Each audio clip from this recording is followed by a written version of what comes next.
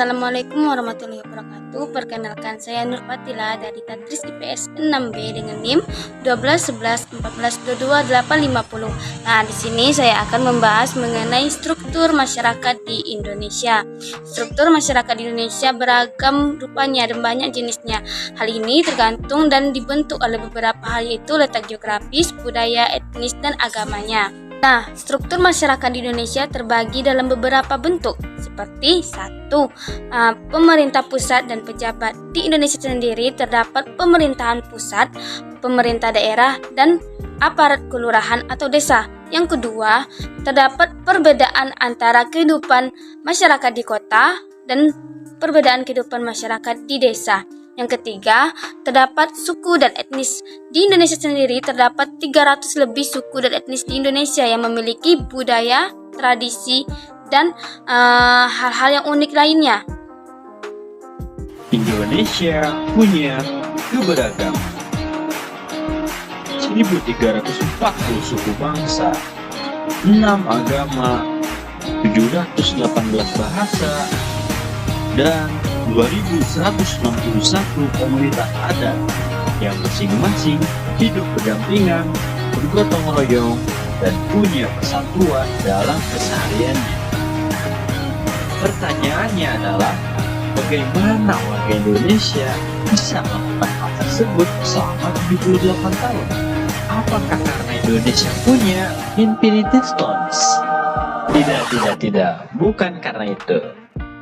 Indonesia bisa bersatu karena Indonesia memiliki Pancasila yang mempunyai 5 nilai di dalamnya yang berfungsi sebagai pandangan hidup bangsa, dasar negara, dan ideologi negara dari tahun 1945 sampai sekarang yang membentuk jati diri dan jiwa bangsa Indonesia.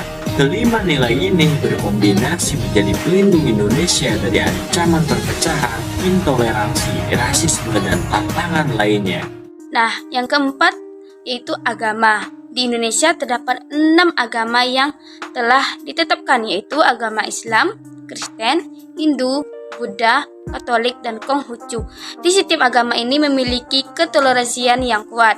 Yang kelima, terdapat perbedaan profesi dan pekerjaan. Di Indonesia banyak sekali perbedaan profesi ataupun pekerjaan, yakni dimulai dari petani, nelayan, pengusaha, pekerjaan profesional lainnya. Dan selanjutnya itu terjadinya perbedaan antara generasi, yaitu generasi muda dengan generasi yang lebih dewasa. Yaitu generasi muda memiliki dan mampu bisa mengubah dinamika yang ada di Indonesia tersebut.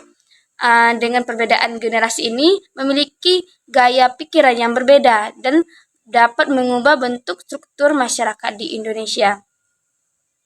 Dan yang terakhir, adanya kelas sosial. Nah, kelas sosial yang ada di Indonesia ini terdapat kelas sosial yang berbentuk dan mencakup seperti kelas sosial perbedaan ekonomi, kelas sosial perbedaan pendidikan, dan kelas sosial lainnya. Nah, dapat diingat kembali bahwa struktur yang ada di Indonesia ini dapat berubah dengan seiring berjalannya waktu, tergantung dengan dan dipengaruhi oleh faktor-faktor internal dan eksternal lainnya. Untuk lebih lengkapnya, silakan dicek video berikut.